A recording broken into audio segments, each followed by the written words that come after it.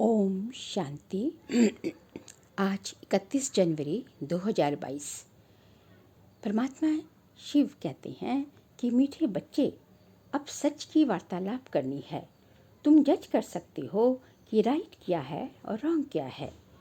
आगे बाबा हम प्यार से भगवान के लिए ही यूज़ करते हैं कि इस समय सभी के अंदर 5 विकारों अर्थात वाइसेस की प्रवेशता है। विकारों को ही ज्ञान की भाषा में हम रावण शब्द इस्तेमाल करते हैं। वर्तमान समय रावण सर्वव्यापी है, ना कि परमात्मा। चिंतन करने की बात है कि यदि परमात्मा सर्वव्यापी है तो वो कैसे अपने बच्चों को दुख अशांति में देख सकता है। जो कि आजकल की दुनिया दुख अशांति की दुनिया है, तो परमात्मा कैसे इस दुख अशांति की दुनिया की रचना कर सकता है। इसका मतलब परमात्मा सर्वव्यापी नहीं है। परमात्मा तो सूर्य चांद सितारों से भी परे उस परम धाम का निवासी है, जहाँ हम आत्माएं भी देह त्याग करने के बाद परमात्मा के साथ रहती हैं और फिर अपने कर्मों के हिसाब से अपनी संपन्न स्थिति के हिसाब से नीचे सृष्टि पर जन्म लेती हैं। आगे बाबा ने कहा कि आप बच्चों ने 5 विकारों का दान दिया है, क्योंकि परमात्मा के बच्चे बने हो, अर्थात सारे विकार जो है भगवान को दे दिए और उनके सारे गुण शक्तियाँ ले ली, अर्थात हमने विकारों का दान दिया। लेकिन कभी कभी हम इसे वापस ले लेते हैं, पर बाबा कहते हैं दान की हुई चीज़ तो वापस नहीं ली जाती। और इस दुनिया में भी जो चीज़ एक बार दान में दे दो तो वो आपकी नहीं रही, पर वहाँ स्थूल चीज़ों की बात है और यहाँ सूक्ष्म चीज़ों की बात है। आगे बाबा कहते हैं कि माया की बहुत बड़ी बॉक्सिंग है। माया जो बाहर से स्टिमुलस आता है तो परेशानी दिखते हैं, उसको कहा जाता है कि माया जो है तूफान आते रहेंगे, पर बाबा बच्चों को माया से हारना नहीं है।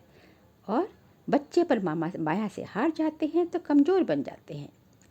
आगे ईश्वर कहते हैं कि अमृत बेला अर्थात सुबह के समय परम पिता परमात्मा से योग लगाकर उनको याद करके आप अपने विकर्म विनाश कर सकते हैं। और लौकिक यहाँ दुनिया में भी तो जो है भगवान को जो है सुबह के टाइम में ना याद करते हैं, माला जपते हैं। पर गीता में भी और भागवत इत्यादि में भी सब बनाए गए हैं, इस दुनिया में ही बनाए गए हैं, परंतु उनका यथार्थ अर्थ अब गुम कर दिया है। अब वर्तमान समय परमात्मा आकर हम बच्चों को इनका यथार्थ अर्थ समझाते हैं। दिए और तूफान की भी कहानी ये दुनिया वालों ने ही बनाई है। आगे बाबा ने कहा कि दिया इस शरीर के लिए कहा जाता है और जो उसमें जो है उसमें यदि हम धृत डालते जाएंगे, योग का धृत डालते जाएंगे, योग और ज्ञान का धृत डालते जाएंगे, तो उसकी ज्योति जो है, ज्योति रूपी आत्मा जो है, शरीरों की आत्माएं जो है उससे जलती रहेगी। पर यदि घृत की कमी हो जाती है तो आत्मा की ज्योति कम हो जाती है। तो ज़रूरत किस बात की है कि अपनी दिए के अंदर योग का घृत डालने की। आत्माओं की ज्योति जगाने के लिए परमात्मा को अर्थात क्षमा को आना पड़ता है। परवाने मनुष्य के लिए कहते हैं परमात्मा आकर राजयोग सिखलाते हैं। आत्मा कहती है मैं स्टार मिसल हूँ, प्रकृति के बीच में रहती हूँ और यह मेरा शरीर है। कोई कहते हैं हम कैसे माने कि प्रकृति के बीच में आत्मा का निवास स्थान है। तो बाबा कहते हैं कि आप प्रकृति के बीच में नहीं मानते तो आँखों के अंदर मान लो। प्रकृति के बीच में इसलिए कहा जाता है कि वो पवित्र स्थान है। आगे टीका भी तो हम लोग जो है दुनिया में टीका की निशानी पे तो मस्तक पर दी जाती है ना। आगे बाबा ने कहा कि आत्मा एक शरीर छोड़ दूसरा लेती है, इसमें बिल्कुल भी डाउट की कोई बात ही नहीं है। ड्रामानुसार मैक्सिमम 84 जन्म और जो कि सतयुग के आदि में आने वाली आत्माएं और मिनिमम 1 जन्म जो कि इस कलयुग के भी अंत में आएगी, एक जन्म ले सकती है। बाबा ने कहा कि ये अनादि ड्रामा है, एक चक्र 5000 वर्षों का होता है और कल्प कल्पांतर फिरता रहता है। भारत को ही स्वर्णिम युग सचखंड कहा जाता है और फिर वही सचखंड सतयुग त्रेता में सचखंड और फिर सचखंड द्वापर से झूठखंड में परिवर्तित हो जाता है। सतयुग त्रेता सचखंड और ये द्वापर कलयुग झूठखंड। और ये सब नॉलेज बाबा ही आकर देते हैं, वही आकर सिद्ध कर बताते हैं, इसको सिद्ध करते हैं। शरीर के साथ ही आत्मा सुख दुख भोगती है, फिर इसे निर्लेप कैसे कहा जा सकता है। परमात्मा ने कहा कि परमात्मा के लिए भी कहते हैं कि वे नाम रूप से न्यारा है, लेकिन बाबा कहते हैं जब आप परमात्मा कहते हैं और आप शिवलिंग की प्रतिमाएं बनाई जाती है तो नाम रूप से न्यारा कैसे हुआ। ये एक ही ड्रामा है जो हर 5000 वर्षों के बाद रिपीट होता रहता है। हम सब पारधारी हैं और अपना अपना पार बजाते हैं, किसी एक का पार रोल दूसरे से नहीं मिलता।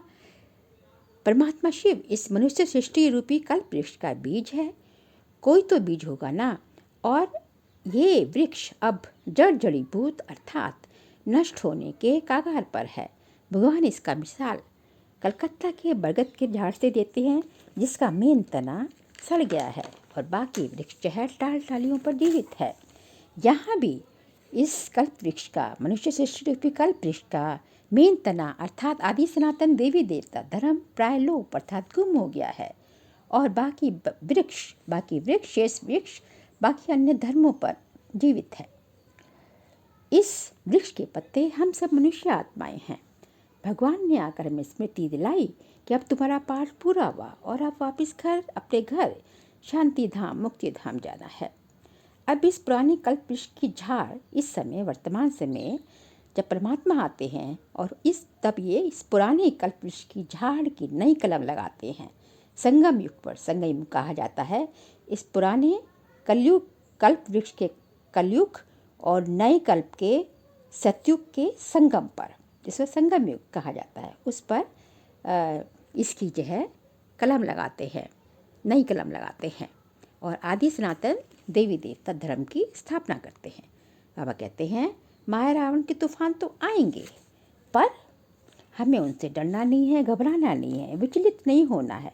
अपना सब कुछ जो भी आप इन आँखों से दिखाई देता है वह बुद्धि से परमात्मा के पास इंश्योर करना है, तो उसका एवज हमें लगभग पूरे कल्प में मिलता रहेगा। मनुष्य कहते हैं कि हमें मुक्ति चाहिए, पर मुक्ति तो यहाँ किसी को मिलती नहीं। इस आवागमन के चक्र में तो हर एक को आना ही है, कोई बाहर नहीं निकल सकता। भगवान कहते हैं जब मौत नज़दीक आएगी तो सब जल्दी जल्दी समझेंगे, पर अभी जब हम कहते हैं कि विनाश सामने खड़ा है तो लोग इसे व्यर्थ समझते हैं। 63 जन्मों से जो हमने कर्म किए हैं उसको परमात्मा के साथ योग लगा के ही मेडिटेशन के द्वारा हमें विनाश करना है। एक दिन जब विनाश आ ही जाएगा फिर लोग दौड़ेंगे, परंतु फिर प्राप्तियों का समय तो निकल ही जाएगा। कोई बच्चे ऐसे भी होते हैं जो पुराने से बहुत होशियार, नए बच्चे पुराने से बहुत होशियार निकल जाते हैं। भगवान कहते हैं कि ये नॉलेज, ये ज्ञान बहुत रिफ्रेशिंग है और इसके द्वारा आप स्वयं की और अन्य आत्माओं की भी, अन्यों के लिए भी सिद्धि स्वरूप के निमित्त बन सकते हैं। आज का वरदान है संकल्प रूपी बीज द्वारा वाणी और कर्म में सिद्धि प्राप्त करने वाले सिद्धि स्वरूप हो।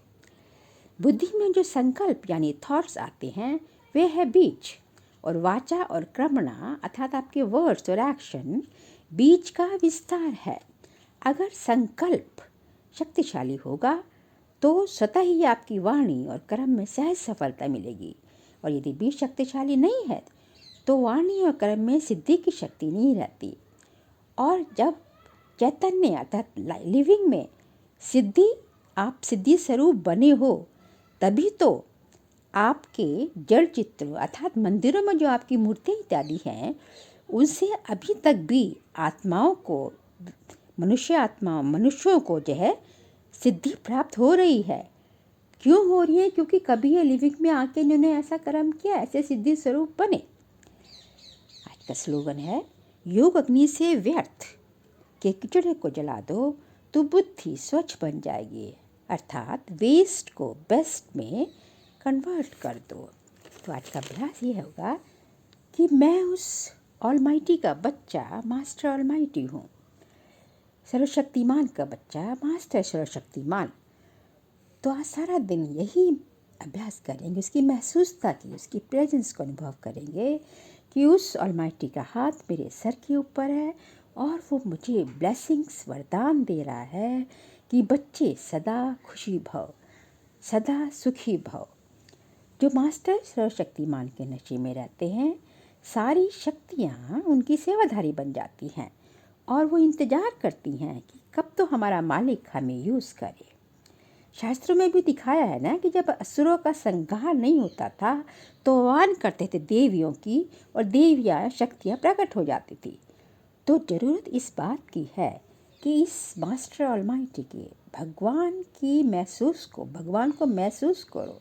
सारा दिन यदि आप उसको भगवान की प्रेजेंस को ऐसे विजुलाइज करेंगे, अपनी रियलाइजेशन आपकी, उसका हाथ मेरे सर के ऊपर है, तो आपकी स्थिति इतनी अच्छी बनती जाएगी कि विघ्न और समस्याएं आपके पास आने से भी घबराएंगी।